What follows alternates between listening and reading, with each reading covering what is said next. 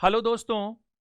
आज के सेशन में हम लोग रीजनिंग का एक बहुत ही महत्वपूर्ण बहुत ही इंपॉर्टेंट चैप्टर डिस्कस करेंगे, सिलोजिज्म।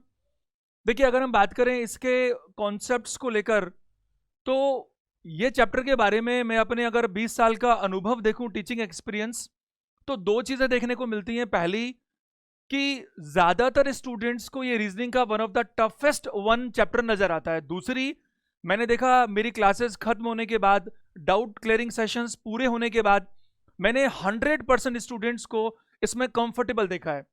अगर हम देखें इस चैप्टर में, तो इस चैप्टर का थीम क्या है, कॉन्सेप्ट क्या है, पहले उसको समझना पड़ेगा।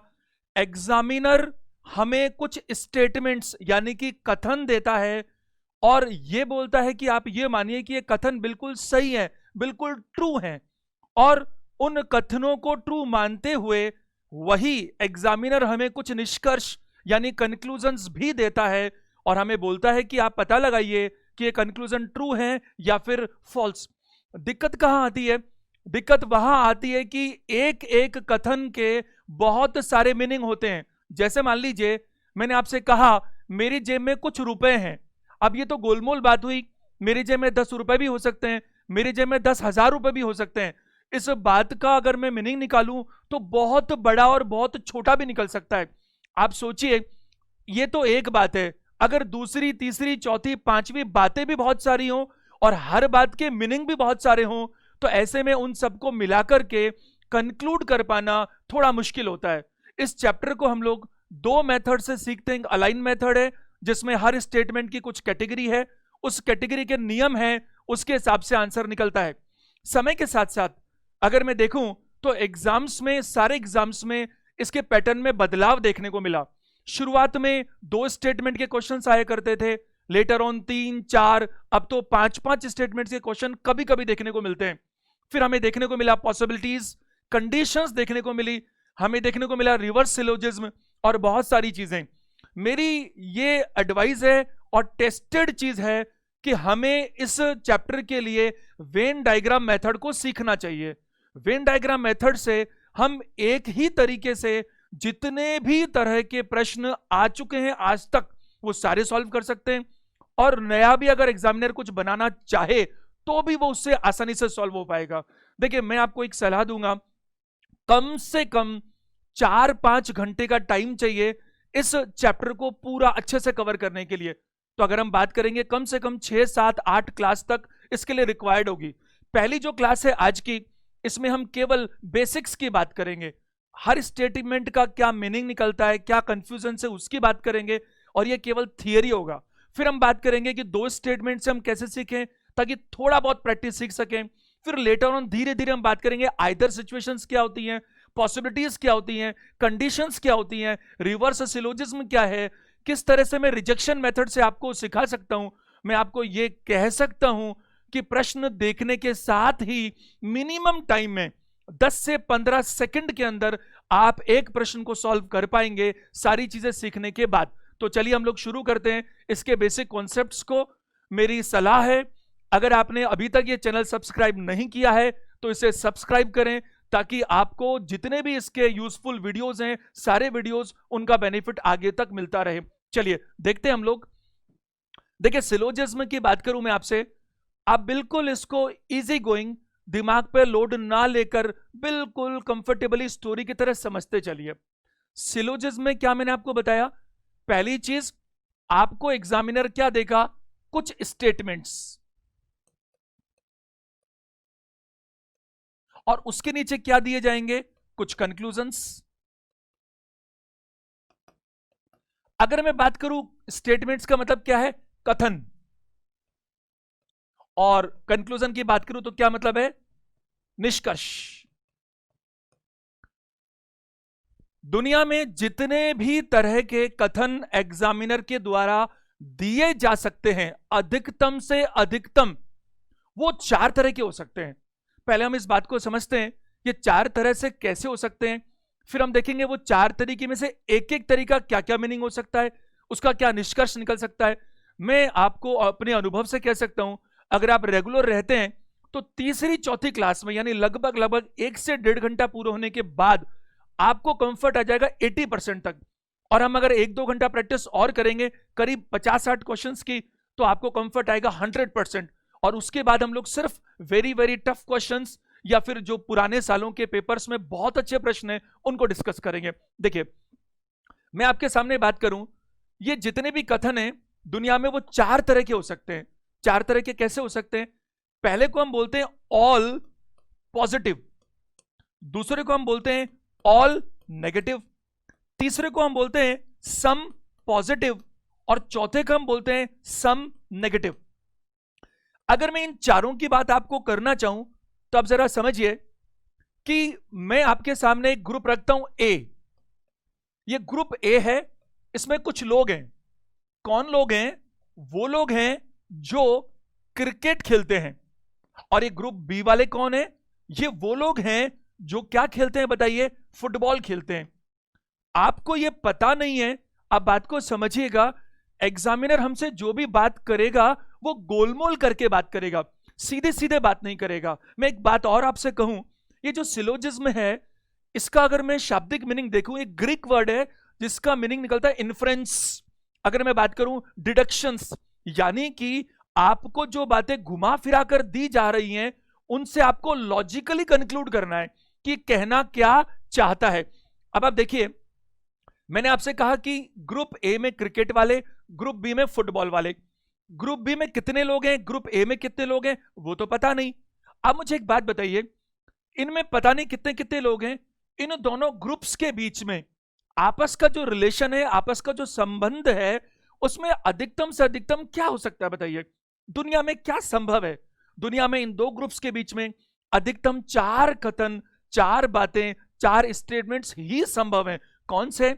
एक ऑल पॉजिटिव, एक ऑल नेगेटिव, एक सम पॉजिटिव और एक सम नेगेटिव। कैसे? जरा देखिए क्या क्या हो सकता है इसके अंदर।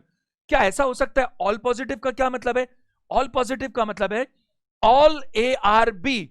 मैं आपको अगर वैसे सिंपल मीनिंग की बात करूं तो क्या ये हो सकता है? मैं आपको बोल रहा हूं क्या क्या हो सकता है उसकी बात नहीं कर रहा हूं। क्या सारा ए बी हो सकता है? इसका मतलब है कि जो भी क्रिकेट खेलता है वो फुटबॉल भी खेलता है। हां, ऐसा हो सकता है, बिल्कुल हो सकता है। क्या पता ग्रुप ए में 100 लोग हों, ग्रुप बी में भी 100 लोग हों, और ये 100 लोगों के नाम और शक्ल एक जैसी हैं, लेकिन जब क्रिकेट की बात आई तो इन्होंने इधर नाम लिखवा दिया, जब फुटबॉल की बात आई तो नाम उधर लिखवा दिया, शक्ल भी सेम, आदमी भी सेम। तो हो सकता है कि जो भी क्रिकेट खेलता है वो फुटबॉल खेलता हो। क्या हो सकता है? ऑल नेगेटिव भी हो सकता है। ये 100 शक्लें अलग हैं, वो 100 शक्लें बिल्कुल अलग हैं, नाम अलग अलग हैं, तो ये भी हो सकता है ऑल नेगेटिव। ये भी हो सकता है कि इन 100 में से और उधर 100 में से 10-15 लोग कॉमन हो। 10-15 लोग कॉमन हो मतलब इन 100 में से 10 लोग ऐसे हैं जो कॉमन है और वो फुटबॉल भी खेलते हैं, बाकी के 90 लोग कॉमन नहीं है, तो ये सम पॉजिटिव है। और सम नेगेटिव की बात करूं तो क्या हो सकता है कि इनमें से कुछ लोग ऐसे भी हो सकते हैं जो फुटबॉल नहीं खेलते हैं। देखिए, दुनिया में जो 4 बातें अधिकतम है, all positive, all negative, some positive और सम नेगेटिव, मैं आपको कुछ बातें बोलता हूं।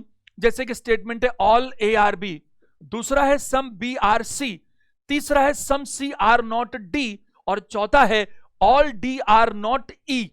यहां पर देखिए, मैंने ए से बी की बात की, बी से सी की, सी से डी की और डी से ई की, और कंक्लूजन जो पूछा जाएगा वो ए से ई का है, मान लीजिएगा। तो ए और ई के बीच में तो आपके पास कोई स्टेटमेंट, कथन उपलब्धि नहीं है, तो फिर आपको क्या करना पड़ेगा? आपको इनको कनेक्ट करना पड़ेगा ए से लेकर ई तक, और कनेक्टिविटी भी बहुत फास्ट होनी चाहिए, और सेकंड्स के अंदर आंसर भी मालूम चलना चाहिए।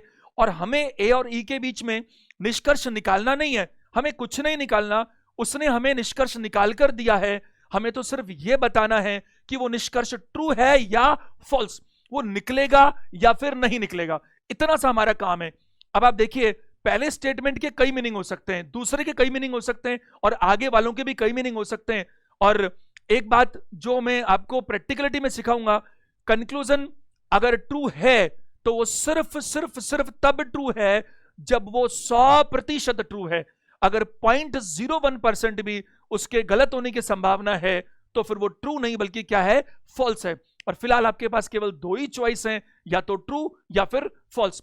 देखिए, सबसे पहले मुझे आपको यह सिखाना पड़ेगा कि ये 4 कथन कौन कौन से होते हैं और इन 4 स्टेटमेंट्स के क्या क्या मीनिंग निकल सकते हैं, फिर हम आगे क्वेश्चंस पर आ सकते हैं। देखिए, ध्यान दीजिएगा, अगर मैं यहां बात करूं, जो पहला स्टेटमेंट है, मैंने आपसे कहा कि ऑल पॉजिटिव, और ऑल पॉजिटिव का मतलब क्या है?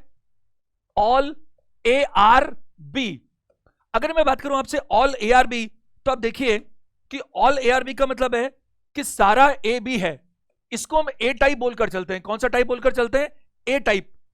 ये टाइप की जरूरत बहुत कम केसेस में हम एक दूसरा ट्रिक फॉलो करने के लिए आगे कर सकते हैं। तो एक बार हम इसको फोकस करते हैं कि ऑल ए आर बी, ये ऑल पॉजिटिव है। एक ऑल नेगेटिव आएगा, एक सम पॉजिटिव आएगा और एक सम नेगेटिव आएगा।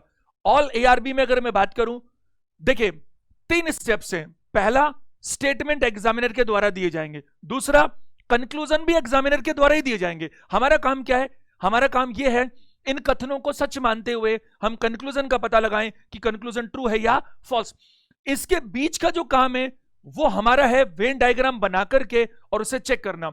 हम शुरू में स्टार्टिंग के अंदर सारे वेन डायग्राम बनाते हैं, मैक्सिमम चीजें करते हैं ताकि उसको हम बारीकी से एनालिसिस कर सकें, और फिर एग्जाम में हमें एक सिंगल वेन बनाना होता है, और बहुत ज्यादा बार 60-70% तो वो भी नहीं बनाना होता। जरा देखो, अगर मैं आपसे बात करूं, क्या ऑल एआरबी को मैं ऐसा बोल सकता हूं? हां, बिल्कुल बोल सकता हूं। क्या मैं ऑल एआरबी को ऐसा बोल सकता हूं? बिल्कुल बोल सकता हूं। एग्जामिनर का सिर्फ स्टेटमेंट है ऑल एआरबी, उसने हमें यह नहीं बताया कि उसका मीनिंग एक्चुअल में उसके दिमाग में क्या है, क्या क्या हो सकता है। इसका मतलब है अगर ए 10 है तो बी भी 10 है। इसका मतलब क्या है? अगर ए 10 है तो बी क्या है बताइए? बी है मोर देन 10, यानी कि 10 से ज्यादा। यहां देखिए ये 100 है तो फिर बी भी 100 है। ए 1000 है तो बी भी 1000 है। यहां पर अगर ए जितना भी है, बी उससे क्या बताइए? ज्यादा है। दुनिया में इस स्टेटमेंट को, इस कथन को दिखाने का तीसरा कोई तरीका मौजूद नहीं है। अब या तो एग्जामिनर के दिमाग में ये वाली बात है, या फिर एग्जामिनर के दिमाग में ये वाली बात है। हम बात करें कंक्लूजन्स की, तो देखिए मैं आपको सिखाने के लिए यहां पर बात करता हूं कंक्लूजन्स, और कंक्लूजन्स में एक वाला पार्ट में बनाता हूं, इसे अपन बोलते हैं ऑलवेज ट्रू, और दूसरा पार्ट हम बनाते हैं फॉल्स। अभी मैं आपसे बात कर रहा हूं सिर्फ इस पहले स्टेटमेंट की, जिसे मैं कह रहा हूं ए टाइप ऑल पॉजिटिव। अगर मैं आपसे पहला कंक्लूजन बोलूं, ध्यान दीजिएगा, मैंने क्या कहा? कितने टाइप्स के स्टेटमेंट्स हैं? 4। All positive, all negative, some positive, some negative. पहला कंक्लूजन मैं बोलता हूं, और आप मेरे साथ साथ दिमाग लगाइए कि क्या आपको लगता है। पहला कंक्लूजन है ऑल ए आर बी, सभी ए बी हैं। तो आपने कहा ये तो स्टेटमेंट भी है। हां बिल्कुल है, मैं इसी को कंक्लूजन के रूप में भी बोल रहा हूं। तो आप मुझे बताइए ऑल ए आर बी क्या यहां पर ठीक दिख रहा है? हां, इस पहले में तो बिल्कुल ठीक दिख रहा है, इस दूसरे में भी ठीक दिख रहा है, और दुनिया में तीसरा कोई तरीका इस स्टेटमेंट को बनाने का हो नहीं सकता। जितने वेन बन सकते हैं अधिकतम, उतने ही अधिकतम मीनिंग भी हो सकते हैं एग्जामिनर की नजर में।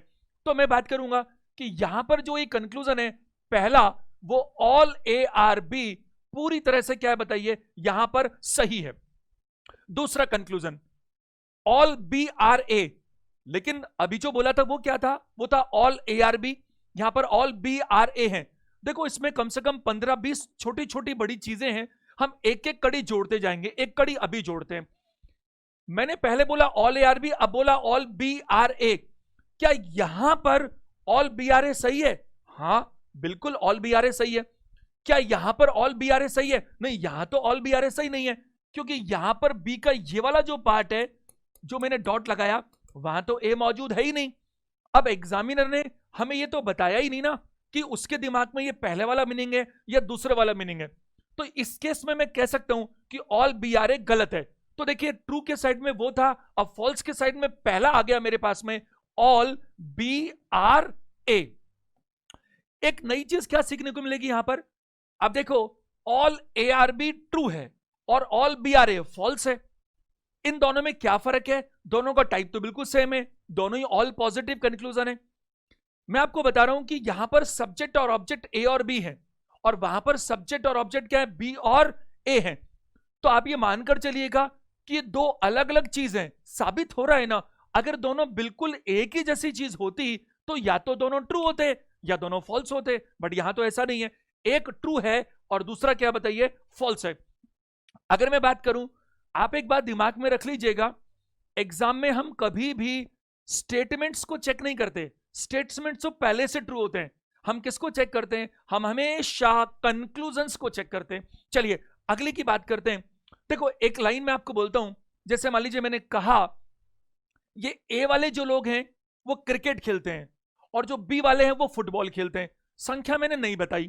तो एक बात बताओ, मैंने सिर्फ ये बोला संख्या मुझे पता है, सिर्फ मुझे पता है, मैंने कहा ऑल ए आर बी, सामने वाले ने मीनिंग क्या समझा कि जो भी क्रिकेट खेलता है वो फुटबॉल खेलता है। तो क्या हो सकता है, पहली चीज क्या ये नहीं हो सकती क्या कि क्रिकेट खेलने वाले 20 लोग थे और वही 20 लोग फुटबॉल भी खेलते थे, दोनों की शक्ल और नाम सेम है, तब तो ये मेरी पहली वाली बात हो सकती है। दूसरी बात क्या हो सकती है, हो सकता है क्रिकेट वाले ग्रुप में 20 लोग हों और जो फुटबॉल वाले लोग हैं उसमें 100 लोग हों उस ग्रुप में, और उन 100 लोगों में से 20 लोगों की शक्ल वही हो जो ग्रुप ए में है। तो फिर क्या हुआ, सारा क्रिकेट वाला तो बी में नजर आ रहा है, क्योंकि ये 20 के 20 लोग फुटबॉल भी खेलते हैं, लेकिन जो बाकी लोग 80 बच गए फुटबॉल वाले वो क्रिकेट नहीं खेलते। इसका मतलब ऑल ए आर बी का मतलब हमेशा ऑल बी आर ए हो, ये कभी भी ऐसा नहीं है कि निश्चित रूप से सत्य होगा। अगर मैं बात करूं तीसरा केस, देखो पहले हम पॉजिटिव देख रहे हैं, तो पॉजिटिव में होंगे कितने, 2, all positive some positive, negative में 2, ऑल नेगेटिव सम नेगेटिव। अब मैं आपको थोड़ा और इंक्रीज करता हूं बात को, कंक्लूजन के पॉइंट ऑफ व्यू से ये हो गए 4 टाइप, तो 4 ही है, all positive, all negative, some positive, some negative. लेकिन जब ऑल ए आर बी और ऑल बी आर ए अलग अलग चीज हो गई, तो ऐसे ही मैं सम ए आर बी और सम बी आर ए को देखूंगा, ऐसे ही मैं नेगेटिव में नो ए इज बी और नो बी इज ए को देखूंगा, और ऐसे ही सम नॉट में मैं some A are not B और some B are not A को देखूंगा। तो कंक्लूजन के पॉइंट ऑफ व्यू से हम 8 बातों की बात करेंगे। अगला conclusion some A are B, कुछ ए बी है, क्या इसको देखकर आपको लगता है, आपने कहा यहां तो ऑल है सम थोड़ी है, और यहां पर भी ऑल है सम थोड़ी है, तो क्या ऑल से सम बोल सकते हैं? आप जरा एक बात बताइए मेरे को, आपके किसी दोस्त ने कभी परेशानी में आपसे पूछा, वो रास्ते पर जा रहा है, उसकी गाड़ी खराब हो गई, उसे अचानक आप नजर आए और उसने बोला कि भाई तेरे पास 100 रुपए हैं क्या?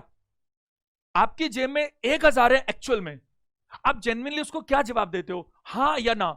आपने बोला नहीं, बिल्कुल नहीं है, ऐसा तो हो ही नहीं सकता ना, क्योंकि जेन्युइनली आपकी जेब में 1000 है, लेकिन आप हमेशा 100 रुपए के लिए बोलते हो हाँ, यानी 1000 रुपए हैं तो 100 तो हमेशा होंगे ही होंगे। एक पर्सन किसी दुकान पर जाता है और किसी शॉपकीपर से पूछता है भैया 2 किलो चीनी है क्या? दुकानदार ने मना कर दिया, तेरी कसम नहीं है, जबकि सामने उसे नजर आ रहा है कि 100 किलो चीनी का पूरा बोरा नजर आ रहा है। तो दुकानदार क्या ये बोलेगा कि तू पूछना 100 किलो है क्या? ऐसा कभी नहीं होता। अगर दुकान पर 100 किलो चीनी है तो 2 किलो तो अंडरस्टूड मानी ही जाती है। अब देखिए कहीं पर 100 लोग बैठे हुए हैं और किसी ने कहा कि उसमें 20 लोग बैठे हैं, इसे मैं ट्रू मानूंगा। क्यों? क्योंकि अगर 100 लोग हैं तो 20 लोग तो होंगे ही होंगे। जरा ध्यान देना मेरी शब्द पर, अगर वो ऐसे बोले ना कि केवल 20 लोग बैठे हैं तो झूठ बोल रहा है वो, क्योंकि केवल 20 का तो मतलब हो गया अब ये गलत बात है। लेकिन 100 बैठे हैं और अगर 20 की बात कर रहा है तो वो ट्रू है। अगर वो दुकानदार को कहे कि भैया केवल 2 किलो चीनी है क्या, तो दुकानदार मना कर देगा, लेकिन 2 किलो चीनी पूछेगा तो हाँ बोलेगा। अगर कोई दोस्त पूछे भैया तेरी जेब में केवल 100 रुपए हैं क्या, तो ये बात अलग हो जाएगी। दोनों में बहुत फर्क है, तो आप बात को समझने की कोशिश कीजिए। जहां पर भी ऑल होता है सम वहां पर हमेशा मौजूद होता ही है। देखिए मैं कोशिश कर रहा हूं एक बार आपको जो भी मेथड्स आते हो, क्योंकि सिलोजिज्म इतना ज्यादा लोग कंफ्यूज हैं कि भांति भांति के मेथड्स इसमें यूज करते हैं। मेरी आपसे सिर्फ ये रिक्वेस्ट है कि आप सिर्फ एक काम कीजिए, जो भी आपको आता है एक बार उसको साइड में कर लीजिए। बिल्कुल कोरा कागज में ड्राइंग करना आसान होता है और आप इसको सीखिए। मैं आपको ये मेरा भरोसा दिला रहा हूं, मेरी ये गारंटी है कि ऐसा पॉसिबल नहीं है कि चैप्टर पूरा होने के बाद आपके दिमाग में कोई कंफ्यूजन रह जाए या किसी भी क्वेश्चन में आपको करने में उतना टाइम लगे जिससे कम टाइम नहीं लगता हो। मिनिमम टाइम में काम होगा ही होगा। अब देखो मैंने कहा ट्रू, तो ट्रू में अभी हमारी बात हुई थी सम ए आर बी, बिल्कुल हमारी बात हुई कि सम ए आर बी बिल्कुल ठीक है। और मैंने क्या कहा आपको कि अगर ऑल है तो सम तो होगा ही। अगर मैं आपसे बात करूं सम बी आर ए, क्योंकि मैंने कहा ऑल पॉजिटिव 2 हैं सम पॉजिटिव 2 हैं, तो यहां सम ए आर बी भी ट्रू है और सम बी आर ए भी ट्रू है। देखिए कुछ चीजें ऐसी होती हैं जहां मैं बात करूंगा आपसे आगे। 4 टाइप है हमारे पास, ऑल ARB और ऑल BRA दोनों अलग अलग हैं। अगर दोनों एक जैसे होते तो दोनों ट्रू या दोनों फॉल्स होते, लेकिन सम ARB और सम BRA, अगर कुछ A B है तो कुछ B भी A होगा ही होगा। ये दोनों एक ही पाले में रहेंगे, या तो दोनों ट्रू या दोनों फॉल्स। हमने 4 पॉजिटिव चेक कर लिए हैं, अब हम नेगेटिव की तरफ चलते हैं। नेगेटिव की बात करें तो नेगेटिव में हमारे पास पहला बनता है नो A इज B, यानी कि कोई भी जो हमारे पास A है वो भी नहीं है। अगर कोई भी A B नहीं है, इससे मैं बात करूं आपसे, तो एक बात बताइए, ये तो रहा स्टेटमेंट, ये रहे इसके अधिकतम 2 मीनिंग, इससे ज्यादा मीनिंग पॉसिबल नहीं है। क्या इसमें देखकर आपको लग रहा है कि कोई भी A B नहीं है? बिल्कुल नहीं, यहां तो सारे A B हैं। और मैंने क्या कहा, कंक्लूजन केवल ट्रू तब होगा जब उसके ट्रू होने की गारंटी हो, तो ये फॉल्स होता है। और फॉल्स में नंबर 2 पर आता है, क्या बताइए, नो A इज B। क्या मैं बात करूं नो B इज A, कोई भी B A नहीं है, बिल्कुल वो भी फॉल्स है। तो मैं बात करूंगा नो B इज A। अगर मैं ये ऑल पॉजिटिव रहे, ये सम पॉजिटिव रहे और ये ऑल नेगेटिव रहे, अब बचे सम नेगेटिव, तो सम नेगेटिव में क्या आएगा, सम AR नॉट B, और A और B को मैं उल्टा कर दूं तो होगा some BR not A। Some AR not B की अगर मैं बात करूं आपसे, कुछ A B नहीं है, यहां तो सारे A B हैं, कहां पर ऐसा है, और यहां पर भी सारे A B हैं, तो कुछ A B नहीं है, ऐसा तो कुछ नजर ही नहीं आ रहा। तो यहां पर बात करूं दोनों में फॉल्स। मैं आपको बताऊं, अगर किसी स्टेटमेंट के 1000 वेन डायग्राम बन जाएं और उसमें से 999 में कंक्लूजन ट्रू होता हो और एक में गलत होता हो, तो वो कंक्लूजन गलत ही माना जाएगा। यानी सही तब होगा जब सही होने की गारंटी होनी चाहिए। लेटर ऑन कुछ सीखने के बाद मैं आपको सिर्फ वो मेथड पर लेकर आऊंगा जिसे हम बोलेंगे रिजेक्शन मेथड। हमें कोशिश नहीं करेंगे कि कंक्लूजन ट्रू कब होता है, हम सिर्फ ये कोशिश करेंगे कि कंक्लूजन फॉल्स कब होता है, और अगर वो फॉल्स नहीं होगा तो वो अपने आप ट्रू हो जाएगा। वो हम देखते हैं आगे। सम AR नॉट B, यहां पर भी फॉल्स है और यहां पर भी फॉल्स है, तो फॉल्स का नंबर 4 बनता है हमारे पास सम AR नॉट B। इसी तरह से some BR not A, some BR not A यहां तो फॉल्स है, लेकिन कोई कहेगा सर यहां तो ट्रू है ना, ये B का कुछ पार्ट A वाकई में नजर नहीं आ रहा, तो ये ट्रू है। एक में ट्रू एक में फॉल्स, मैं आपको कह रहा हूं 100 में ट्रू एक में फॉल्स तो फॉल्स होगा, 1000 में ट्रू एक में फॉल्स तो भी फॉल्स होगा, एक जगह भी फॉल्स तो फिर फॉल्स होगा, और ट्रू होने के लिए एक भी जगह फॉल्स नहीं होना चाहिए। आप ऐसे मत देखो कि ट्रू होने के लिए कितने कितने ट्रू होने चाहिए, नहीं, ट्रू होने के लिए एक भी जगह फॉल्स नहीं होना चाहिए। तो मैं बात करूं ये भी फॉल्स है, यानी कि सम BR नॉट A। अब देखिए ये स्टेटमेंट है जो A टाइप मैंने बोला, इसमें यहां पर 3 ट्रू के साइड में आप नोटिस करो, मैंने ट्रू के आगे ऑलवेज लिखा है, लेकिन मैंने यहां पर कहीं पर भी जो फॉल्स है उसके आगे ऑलवेज नहीं लिखा। क्यों? क्योंकि फॉल्स अगर एक बार भी होगा तो भी वो फॉल्स माना जाएगा, जबकि ट्रू तब होगा जब हर बार वो ट्रू होना चाहिए। एक और चीज मैं आपको बाद में लिखवा भी दूंगा यहां पर, बट हम एक चीज देखें, स्टेटमेंट का टाइप तो 4 है, all positive, all negative, some positive, some negative, but basic तो 2 है ना, पॉजिटिव और नेगेटिव। ये स्टेटमेंट कैसा है, ये पॉजिटिव है, तो याद रखना जिंदगी में हमेशा पॉजिटिव स्टेटमेंट से कभी भी नेगेटिव कंक्लूजन आ ही नहीं सकता, और नेगेटिव स्टेटमेंट से पॉजिटिव कंक्लूजन नहीं आ सकता। कुछ लोग इसको मिस इंटरप्रेट कर जाते हैं। मैंने क्या कहा, मैंने कहा पॉजिटिव से नेगेटिव नहीं आ सकता, तो कुछ लोग क्या समझ जाते हैं कि पॉजिटिव से हमेशा पॉजिटिव आता है। अरे पॉजिटिव से पॉजिटिव आता तो ये तो पॉजिटिव है, और ये भी पॉजिटिव है, फिर ये तो गलत है। तो आप इसको ऐसे मत लीजिए कि पॉजिटिव से हमेशा पॉजिटिव आता है, नहीं नहीं, आप इसको सिर्फ ये लीजिए कि पॉजिटिव से नेगेटिव नहीं आ सकता और नेगेटिव से पॉजिटिव नहीं आ सकता। लेटर ऑन कई बार क्या होगा, किसी प्रश्न में 4 स्टेटमेंट है और चारों स्टेटमेंट पॉजिटिव है, अब नीचे 4 कंक्लूजन भी दिए हैं, उन 4 कंक्लूजन में से 2 कंक्लूजन नेगेटिव है, हमें कुछ करना ही नहीं, आप काट दीजिए उसको, क्योंकि एक स्टेटमेंट पॉजिटिव है उससे नेगेटिव नहीं आ सकता। तो अगर स्टेटमेंट्स का ग्रुप पॉजिटिव है तो उससे भी नेगेटिव कंक्लूजन कुछ भी आ पाना संभव नहीं। धीरे धीरे करके आपको कुछ ऐसी चीजें तैयार हो जाएंगी कि आप क्वेश्चन देखेंगे और आप आंसर तुरंत दे सकते हैं। चलिए आगे बात करते हैं हम दूसरा स्टेटमेंट। अगर मैं दूसरे स्टेटमेंट को लेकर बात करूं आपसे, तो देखिए सेकंड स्टेटमेंट ये था हमारा ऑल पॉजिटिव, और अब मैं आपसे बात कर रहा हूं ऑल नेगेटिव के बारे में। अगर मैं बात करूं ऑल नेगेटिव, तो यहां पर ऑल नेगेटिव का मतलब है बिल्कुल उसका उल्टा। उसके उल्टे का मतलब है कि वहां पर सारा ए बी था और यहां पर कोई भी ए बी नहीं है, वो 100% पॉजिटिव था और ये पूरी तरह से क्या बताइए, नेगेटिव है। देखिए ये थियरी है, थियरी में हम लिमिटेड समझ सकते हैं, जब हम इसको प्रैक्टिकलिटी में क्वेश्चंस के साथ आएंगे तब बातें बहुत अच्छी समझ में आने लगेगी। लेकिन मैं जानबूझकर थोड़ा इसको डिटेल में ले रहा हूं ताकि कॉन्सेप्ट्स पहले अच्छे से क्लियर हो। यहां पर देखिए जो मैंने कहा ऑल नेगेटिव, तो मैं बोलूंगा नो ए इज बी। इसको मैं ई टाइप बोलता हूं। ई का मतलब है एम्प्टी, पूरा खाली है, पूरा खाली है। तो यहां पर कैसा वेन डायग्राम बना सकता हूं मैं, एक तरफ ए दूसरी तरफ बी और दोनों में कोई आपस में रिलेशनशिप है ही नहीं। और मैं आपको बताऊं यहां पर क्या इसको दिखाने का, आपको मैं थीम बीच बीच में बोलूंगा, क्योंकि जब मैं आपको 10 क्वेश्चन कराने के बाद बोलूंगा, 4 बातें समझाने के बाद बोलूंगा, तो मेरी थीम आपको समझ में आने लगेगी। एग्जामिनर क्या चाहता है इस चैप्टर में, एग्जामिनर सिर्फ ये चाहता है कि मैं तुमसे कुछ बातें कर रहा हूं, घुमा फिरा कर बात करूंगा, सीधे सीधे कुछ नहीं बताऊंगा, और बातें भी बहुत सारी होंगी। अब तुम मुझे कंक्लूड करना कि मैं कहना क्या चाहता हूं, लेकिन सीधे सीधे मैं कुछ नहीं कहूंगा।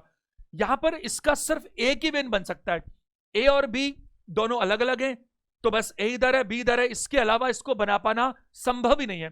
अगर मैं इसी तरह से यहां पर इसको भी 2 पार्ट्स में डिवाइड करूं इसके निष्कर्षों को, तो पहला पार्ट बनता है मेरा ऑलवेज ट्रू, दूसरा पार्ट है फॉल्स, और हम बातचीत शुरू करते हैं। देखो पहला कंक्लूजन है ऑल ए आर बी।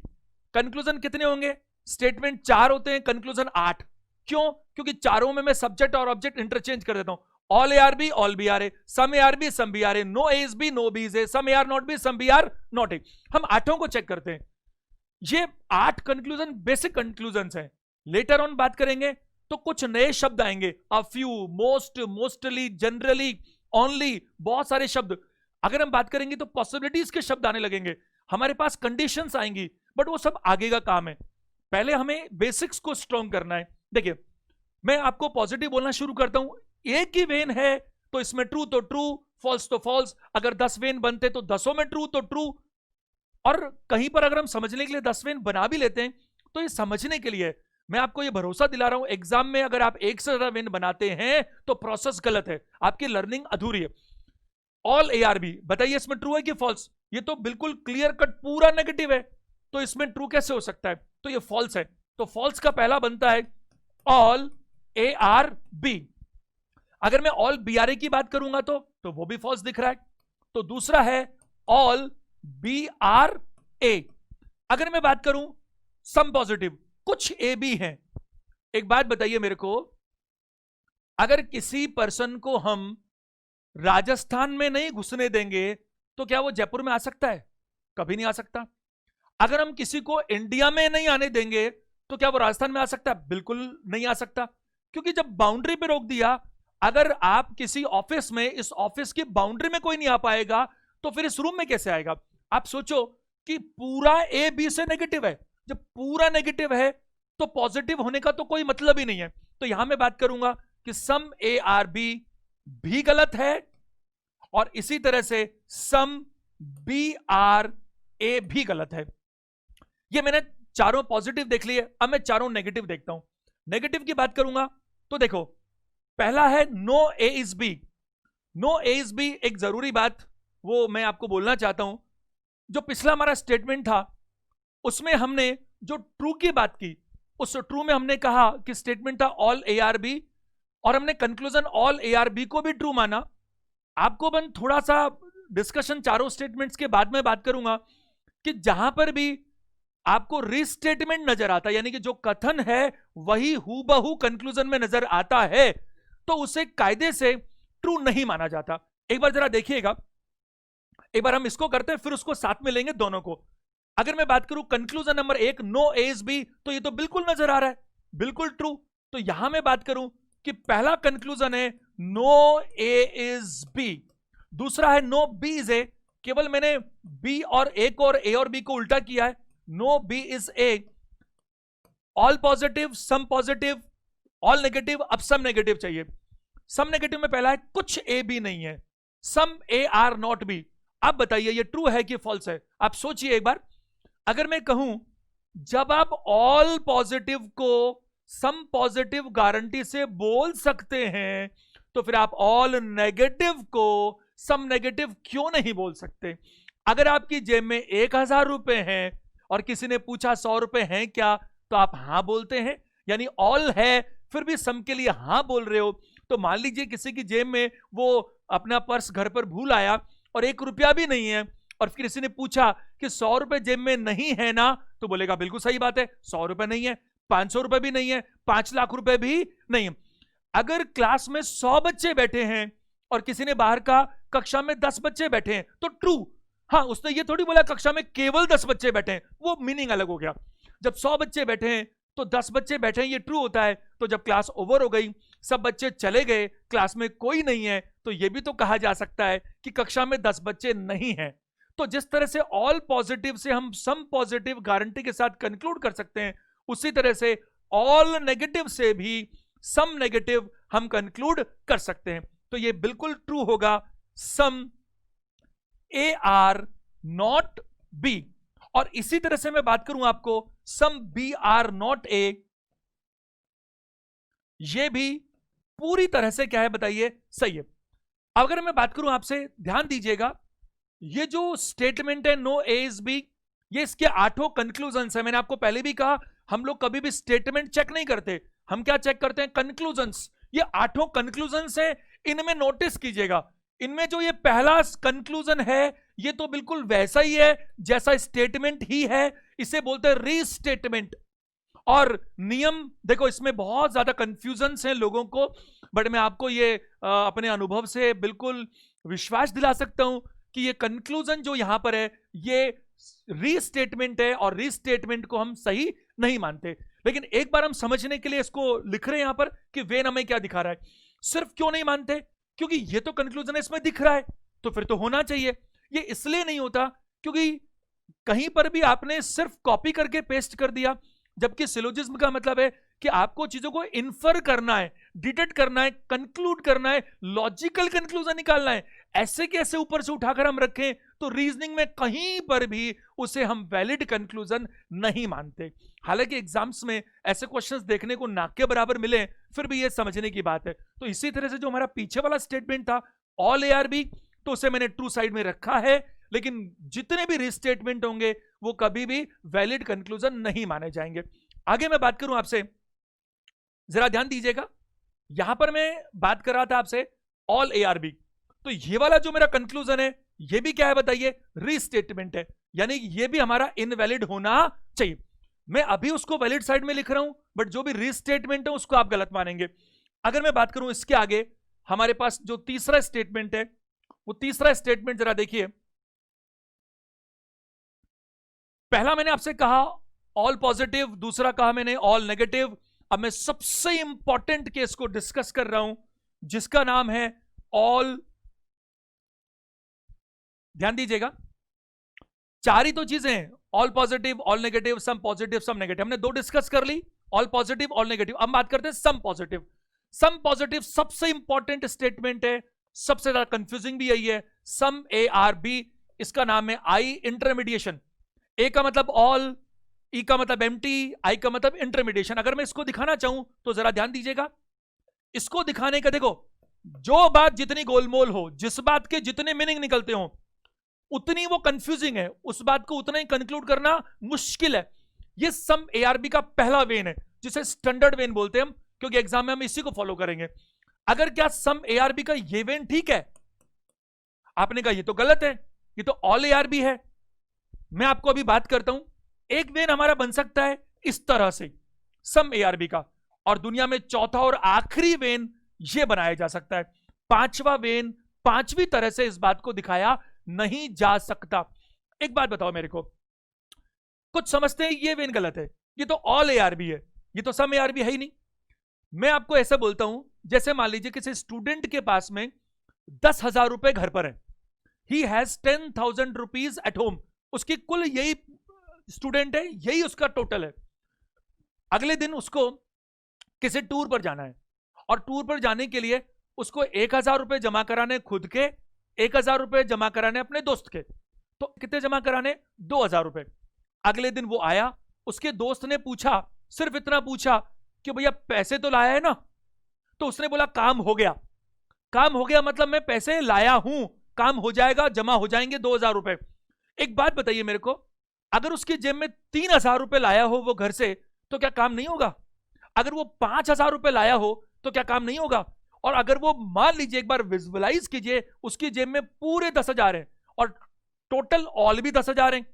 उसने ये थोड़ी बताया है कि मेरी जेब में कितने रुपए हैं, उसने सिर्फ ये बताया है कि काम हो गया। इसका मतलब अगर 10,000 भी जेब में हो सकते हैं और 2,000 भी जेब में हो सकते हैं, 5,000 भी जेब में हो सकते हैं। तो मैं बात करूं अगर कि जहां जहां पर आपको सम दिखाना है तो आप ऑल के अंदर सम भी दिखता है।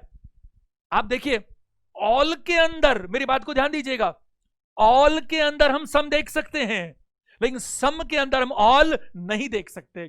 किसी ने मुझे कहा कि आप ऐसा करना कि 10 लोग कल आ रहे हैं, उनके लिए ब्रेकफास्ट का अरेंजमेंट कर लेना। और मुझे लगा कि 10 नहीं 15-20 लोग हो सकते हैं, तो मैंने अरेंजमेंट किया 20 लोगों का। उन्होंने मेरे को फोन करके पूछा, भैया अरे जो मैंने आपको कहा था वो हो गया ना? तो मैंने कहा हाँ बिल्कुल हो गया।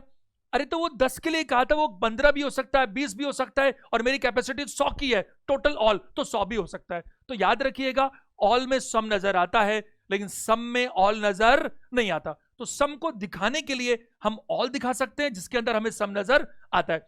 दूसरी भाषा में बात करूं, हर उस जगह पर जहां पर ए और बी किसी भी तरह से कम थोड़े मिलते हो, 0.1%, वहां सम नजर आएगा। अगर करोड़ों अरबों में से एक भी कॉमन है तो भी सम है, अगर आधे कॉमन है तो भी सम है, और पूरे कॉमन है तो भी सम तो है, क्योंकि पूरे कॉमन है तो थोड़े तो कॉमन होंगे ही होंगे। अब हम बात करें, ये भी दिखाने का तरीका और ये भी दिखाने का तरीका है, क्योंकि इसमें देखो ये वाला पार्ट ए बी और बी बी है, ये वाला पार्ट बी बी है और ए बी है, ये वाला पार्ट बी नहीं है और ये वाला पार्ट ए नहीं है। अगर मैं इसी तरह से यहां पर भी कंक्लूड करूं वही 8 कंक्लूजन्स, तो जरा देखिए क्या होगा। कंक्लूजन होगा वही हमारा पार्ट बनेगा, यहां पर ऑलवेज ट्रू, और यहां पर क्या होगा? फॉल्स। तो हम एक एक करके बात करते हैं। मैंने कहा पहला कंक्लूजन, अपन 8 कंक्लूजन की बात करेंगे, ऑल ए आर बी।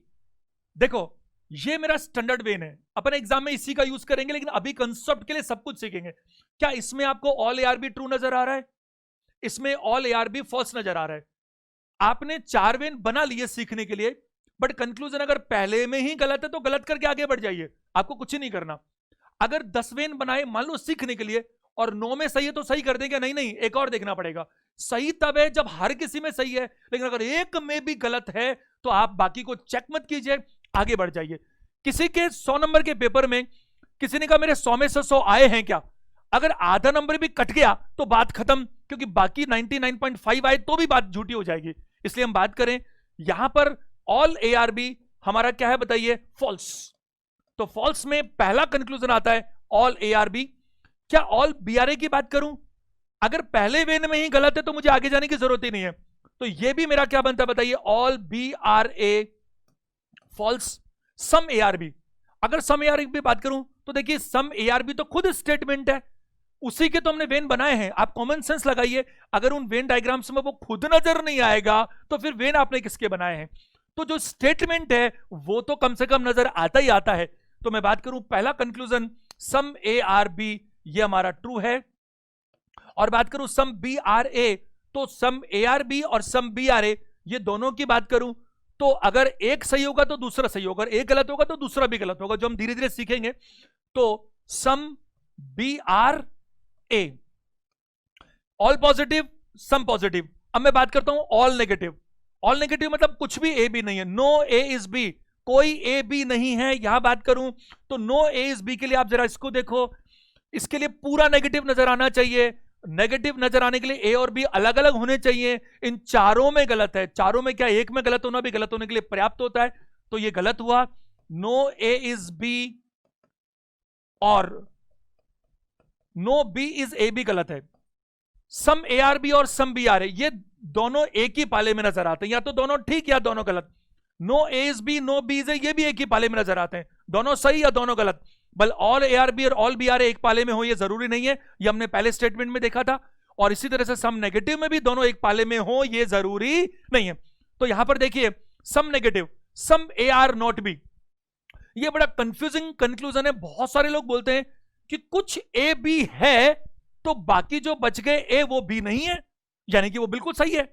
आप एक बात बताओ, मैंने अभी आपको क्या बोला कि किसी के घर पर 10,000 रुपए रखे हैं, लाने कितने 2,000, क्या पूछा भैया वो जो कहा था वो काम हो गया क्या, बोले हाँ हो गया। अब दूसरे वाले ने कंक्लूड कर दिया कि 8,000 रुपए घर पे रखे हैं, क्या आप इसकी गारंटी दे रहे हैं? क्योंकि कंक्लूजन तो ट्रूथ तब होता है जब गारंटी भी हो। अरे भाई 2,000 नहीं, वो 3,000 भी तो ला सकता है, वो पूरे 10,000 भी तो ला सकता है या नहीं? तो हम बात करें, हमारे को कोई गारंटी नहीं है कि यहां पर इसका मतलब कुछ ए बी है तो कुछ ए बी नहीं है, क्योंकि इसका मीनिंग स्टेटमेंट में एग्जामिनर के पॉइंट ऑफ व्यू से ये भी हो सकता है, और अगर ये हुआ तो फिर some A are not B false नजर आता है। तो मैं बात करूंगा some A are not B, और इसी तरह से बात करूं, इसी को देखूंगा तो some B are not A, some B are not A भी क्या होगा बताइए, फॉल्स होगा। यहां पर मैं आपको फिर यह कहना चाहता हूं, आप ध्यान दीजिएगा, मैंने एक स्टेटमेंट बोला था कि पॉजिटिव से कभी भी नेगेटिव नहीं निकलता और नेगेटिव से कभी पॉजिटिव नहीं निकलता। हमने पहले में देखा था पॉजिटिव से नेगेटिव कभी नहीं निकला, ये भी पॉजिटिव है, तो पॉजिटिव से कभी भी नेगेटिव कंक्लूजन नहीं निकलने वाले, लेकिन पॉजिटिव से हमेशा पॉजिटिव निकले ये जरूरी नहीं है। आप देखिए ये पॉजिटिव है फिर भी ये गलत है। इसी तरह से जो पीछे वाला स्टेटमेंट था नो ए इज बी, वो नेगेटिव था, तो नेगेटिव से कभी भी पॉजिटिव भी नहीं निकलेगा। चलिए चौथे और लास्ट स्टेटमेंट की बात करते हैं हम लोग। देखिए ध्यान दीजिएगा, जो चौथा और लास्ट स्टेटमेंट है वो क्या है, वो है हमारे पास some A are not B. Some A are not B, इसे अपन ओ टाइप बोलते हैं। All A are B A type, no A is B E type, some A are B I type, some A are not B O type.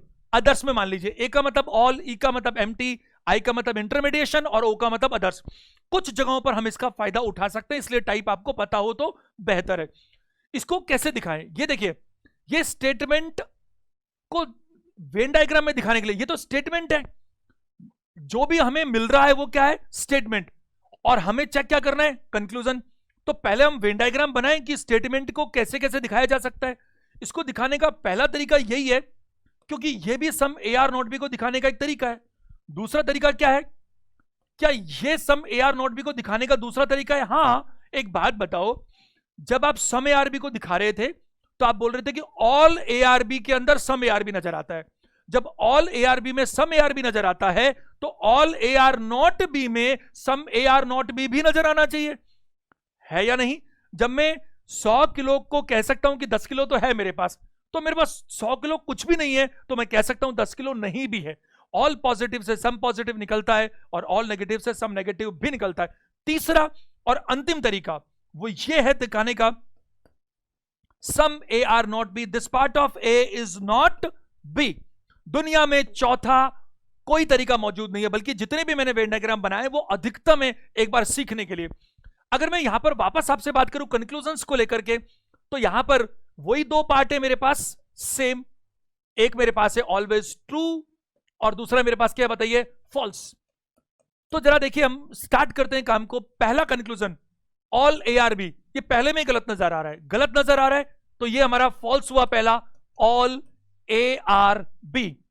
All B are A वो भी गलत नजर आ रहा है, all B are ए। अगर मैं बात करूं some positive, some A are B, ये तो ठीक है यहां पर सम ए आर बी, ये यहां पर भी ठीक है सम ए आर बी, क्योंकि ये वाला पार्ट क्या है, ये वाला पार्ट बी भी है और ए भी है, क्योंकि ये बी है और ये ए है, तो ये वाला पार्ट बी और ए दोनों है। सम ए आर बी इसमें भी ठीक है, इसमें भी ठीक है, लेकिन इसमें गलत है, इसलिए ये गलत होगा। तो यह बात करूं सम ए आर बी, और मैं बात करूं सम बी आर ए, तो वो भी यहां पर गलत है, सम बी आर ए। एक बार नोटिस कीजिएगा स्टेटमेंट का टाइप कैसा है, नेगेटिव। ये सारे कंक्लूजन कैसे हैं, पॉजिटिव। और मैंने क्या कहा आपको, नेगेटिव से पॉजिटिव कभी नहीं निकलता, लेकिन एग्जाम में क्या एक स्टेटमेंट आएगा क्या, कभी भी नहीं। एग्जाम में आएंगे आपको 3 स्टेटमेंट 4 स्टेटमेंट, तो उनमें बातें फिर बहुत ज्यादा हो जाती हैं। इसलिए आपको बारीकी से एक बार ये पता होना चाहिए। अब मैं नेगेटिव की बात करता हूं। All negative, no A is B, वो इसमें गलत है, हालांकि वो इसमें सही है। एक में गलत एक में सही, तो हम क्या मानेंगे? मैंने कहा 100 में सही एक में गलत, तो भी गलत होगा। गलत होने के लिए एक में गलत होना बहुत है, तो मैं बात करूं नो ए इज बी, यहां ट्रू है बट यहां गलत है, तो ये भी गलत होगा। No A is B. अगर मैं बात करूं नो बी इज ए, तो नो बी इज ए भी यहां पर ट्रू है बट यहां पर गलत है, तो ये भी गलत है। No B is A. अगर मैं आपसे बात करूं some A are not B, आप समझने की कोशिश कीजिएगा, ये तो खुद स्टेटमेंट है, तो सम ए आर नॉट बी इसमें भी दिख रहा है, इसमें भी दिख रहा है और इसमें भी दिख रहा है, एक का पार्ट भी नहीं है, और ये खुद स्टेटमेंट तो दिखेगा दिखेगा, क्योंकि वेन डायग्राम हमने स्टेटमेंट्स की तो बनाए। तो मैं बात करूं ये ट्रू में मुझे पहला नजर आता है यहां पर क्या, कि some A are not B, और आखिरी आठवां some B are not A. Some B are not A यहां पर ट्रू है, some B are not A यहां पर भी ट्रू है, लेकिन some B are not A यहां पर ट्रू नहीं है, सारा भी ए है, जबकि कुछ बी ए नहीं है, यानी बी का कुछ पार्ट खाली होना चाहिए जहां पर ए ना पहुंचे, ये यहां पर गलत है। तो मैं बात करूंगा गलत हो गए कितने बताइए, some B are not A, गलत साइड में 7 है और सही साइड में 1 है, और जो सही साइड में है वो भी गलत है। वो क्यों गलत है? वो इसलिए गलत है क्योंकि ये रीस्टेटमेंट है, जो आपको यहां दिख रहा है एज इट इज आपको कंक्लूजन में अगर मिलता है तो वो सही नहीं। अब हम क्या कर सकते हैं, मैंने आपको सिर्फ कॉन्सेप्ट्स को क्लियर करने के लिए बोला है, वरना इस स्टेटमेंट का कोई मीनिंग ही नहीं है, क्योंकि जिस स्टेटमेंट का कोई कंक्लूजन निकलता ही नहीं है, आप उस स्टेटमेंट को एज ए स्टेटमेंट इग्नोर कर सकते हैं, क्योंकि कंक्लूजन वैलिड तो एक भी नहीं निकलता ना, सारे ही गलत निकलते हैं। लेकिन इसमें हमारे को सीखना बहुत जरूरी था। देखिए इन सारी बातों से हमने क्या निष्कर्ष निकाला, अभी हमने देखा कि 4 तरह के स्टेटमेंट्स हैं। पहला ऑल पॉजिटिव, दूसरा सम पॉजिटिव, तीसरा ऑल नेगेटिव, चौथा सम नेगेटिव। अगर मैं बात करूं तो आपको यह देखना है कि हर स्टेटमेंट के पीछे क्या क्या बातें हो सकती हैं, और एग्जामिनर जो है वो कंक्लूजन को उसको सही मानेगा जो पूरी तरह से क्या है बताइए सही है। अगर जरा सा भी गलत हो सकता है तो फिर वो गलती माना जाएगा। मैंने आपको कुछ बातें बताई जिसको हम बाद में कैसे काम लेंगे। मैंने कहा पॉजिटिव स्टेटमेंट का नेगेटिव कंक्लूजन नहीं निकलता, लेकिन इसका यह मतलब नहीं कि पॉजिटिव का हमेशा पॉजिटिव निकलता है। सिर्फ नहीं को देखो, पॉजिटिव से नेगेटिव नहीं निकलता, नेगेटिव से पॉजिटिव नहीं निकलता। अगर सारे ग्रुप्स, सारे स्टेटमेंट्स का ग्रुप पॉजिटिव है तो नेगेटिव कुछ नहीं निकलेगा, और सारे स्टेटमेंट्स का ग्रुप नेगेटिव है तो पॉजिटिव नहीं निकलेगा। लेकिन मैंने अपने जीवन में 20 साल में एक भी क्वेश्चन ऐसा नहीं देखा जिसमें सारे स्टेटमेंट्स नेगेटिव हो, क्योंकि ऐसा होना बहुत मुश्किल होता है। अगर मैं बात करूं इसके अलावा क्या चीज हो सकती है, अगर मैं इसको बात करूं तो 3 कैटेगरीज में इसको डिवाइड कर सकता हूं। एक बार ध्यान दीजिएगा। पहली चीज तो ये, आप मुझे बताइए कंक्लूजन चेक करना है या स्टेटमेंट? हमेशा कंक्लूजन चेक करना है, स्टेटमेंट तो हमेशा ट्रू होता है, वो तो कहता ही है कि आप स्टेटमेंट्स को क्या मानिए बताइए, बिल्कुल ट्रू, और कंक्लूजन की बात कीजिए।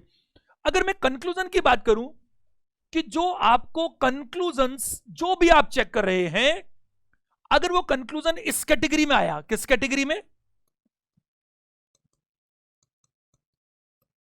Definitely true. आपने जो हम अब आगे बात करेंगे क्योंकि ये तो थियरी है, अभी जब प्रैक्टिकल करेंगे तो बातें और अच्छी समझ में आएंगी। अगर वो कंक्लूजन आपको लगता है कि पक्का वो तो गारंटी से ट्रू है, तो ट्रू होगा ही होगा, तो फिर आप उसे क्या बोलेंगे बताइए? ट्रू। लेकिन अगर आपको लगता है कि वो डेफिनेटली फॉल्स है, डेफिनेटली फॉल्स कैसे लगता है? जैसे स्टेटमेंट था नो ए इज बी, ए इधर है बी उधर है, अरे तो इसमें पॉजिटिव कुछ हो ही नहीं सकता। जब पूरा ही नेगेटिव है तो उसमें पॉजिटिव होने का सवाल ही पता नहीं होता, तो वो डेफिनेटली फॉल्स है। तो डेफिनेटली फॉल्स है तो कंक्लूजन कैसा होगा? मैं स्टेटमेंट्स की बात नहीं कर रहा हूं, मैं कंक्लूजन की बात कर रहा हूं, कंक्लूजन चेक कर रहे हैं। तीसरा जो इंपॉर्टेंट काम है वो इंपॉर्टेंट है, उस पर ध्यान दीजिएगा। अगर वो कंक्लूजन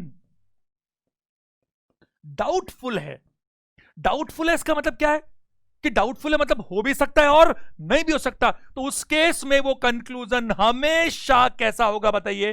फॉल्स होगा।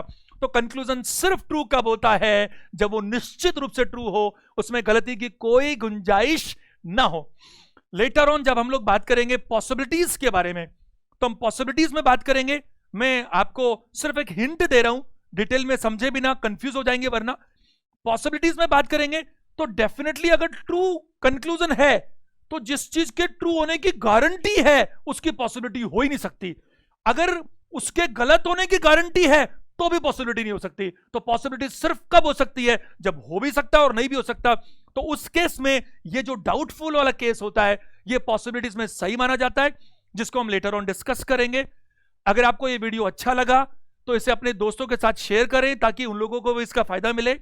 अगर आपने अभी तक इस चैनल को सब्सक्राइब नहीं किया है तो इसे सब्सक्राइब करें ताकि इस तरह के सारे वीडियोस का आपको मोस्ट बेनिफिट हो सकें आप। और हमारा जो टेलीग्राम चैनल है उसको आप उससे जुड़ें ताकि उसका भी आपको फायदा मिल सके।